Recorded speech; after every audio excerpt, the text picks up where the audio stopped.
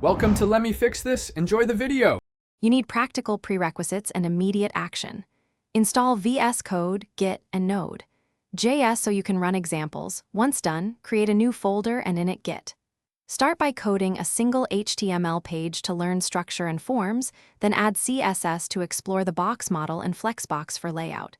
Make sure to save and refresh often. Commit tiny changes. This early loop, edit, view, commit builds muscle memory and avoids theory-only stalling. Now you deepen skills by building interactive features. Focus on JavaScript, manipulate the DOM, handle events, and use fetch for async data. Practice with small widgets. Once comfortable, adopt a component library like React or Vue to organize UIs, create a single-state app, and lift state stepwise.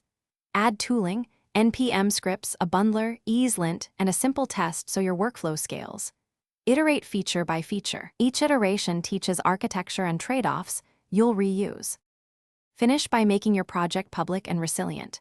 Deploy to a static host or serverless platform so you can share and get feedback.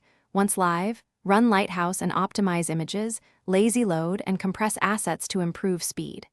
If something breaks, first read the console and reproduce the error locally, then isolate the smallest failing case and check recent commits to rollback if needed. Keep a single troubleshooting tip in mind.